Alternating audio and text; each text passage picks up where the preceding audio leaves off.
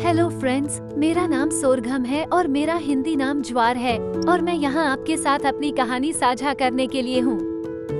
मेरा जन्म एक ऐसे खेत में हुआ जहाँ सूरज चमकता है और मिट्टी समृद्ध और उपजाऊ है।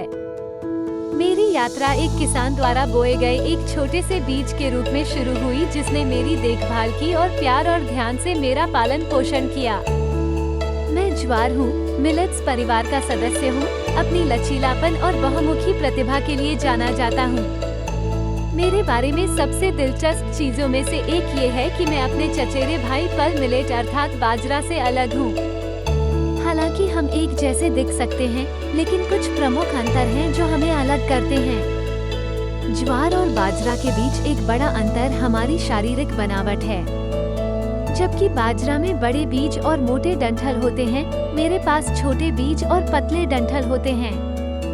आकार में यह अंतर हमें एक दूसरे से अलग बनाता है। एक और अंतर हमारी बढ़ती प्राथमिकताओं में है। ज्वार आमतौर पर वेल ड्रेन्ड मिट्टी के साथ गर्म जलवायु में उगाया जाता है, जबकि बाजरा गर्म और शुष्क परिस्थितियों में पनपता है। जलवायु आवश्यकताओं में यह अंतर हमें विभिन्न वातावरणों के लिए उपयुक्त बनाता है। मुझे याद है कि पहली बार मैंने अपने पत्तों पर सूरज की गर्म किरणें महसूस की थी। यह एक सौम्य आलिंगन जैसा महसूस हुआ, जिससे मुझे वो ऊर्जा मिली जो मुझे लंबा और मजबूत बनने के लिए चाहिए थी। जिस जलवायु में मुझे लगाया गया था वो मेरे लिए बिल्कुल सही थी।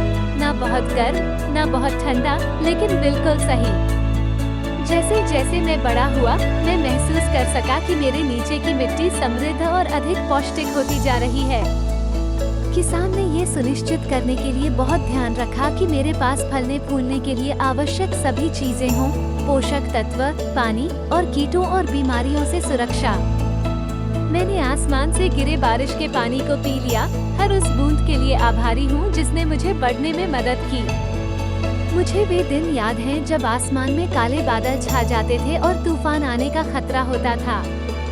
लेकिन फिर भी मुझे पता था कि बारिश मेरे विकास के लिए जरूरी है। ये मिट्टी में समा जाएगा, जिससे मुझे आकाश तक पहुंचने के लिए आवश्यक पोषण मिलेगा। जैसे जैसे दिन हफ्तों में और सप्ताह महीनों में बदलते गए, मैं लंबा और मजबूत होता गया। मेरी पत्तियां हरे रंग की जीवंत छटा में बदल गईं। किसान अक्सर मेरी जांच करने के लिए आते थे, ये सुनिश्चित करने के लिए कि मैं स्वस्थ और खुश हूँ।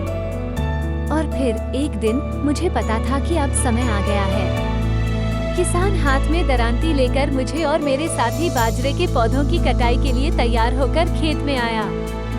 जैसे ही मुझे काटा गया और बंडलों में इकट्ठा किया गया, मुझे ये जानकर गर्व की अनुभूति हुई कि मैंने अपना उद्देश्य पूरा कर लिया है: दूसरों को पोषण और जीविका प्रदान करना।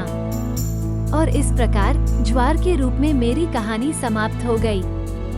लेकिन मैं जानता हूँ कि मेरी यात्रा यहीं खत्म नहीं होती। मुझे आटे में बदल दिया जाएगा और स्वादिष्ट भोजन बनाने के लिए उपयोग किया जाएगा, जो कई लोगों के लिए खुशी और पोषण लाएगा। मुझे आशा है कि आपको मेरी कहानी सुनकर आनंद आया होगा और अगली बार जब आप ज्वार बाजरा से बने भोजन का आनंद लेंगे तो आप मेरे बारे में सोचेंगे। याद रखें, हम मिलेट साधारण हो सकते हैं, लेकिन हम जीवन चक्र में महत्वपूर्ण भूमिका निभाते हैं, सभी के लिए जीविका और पोषण लाते हैं। धन्यवाद।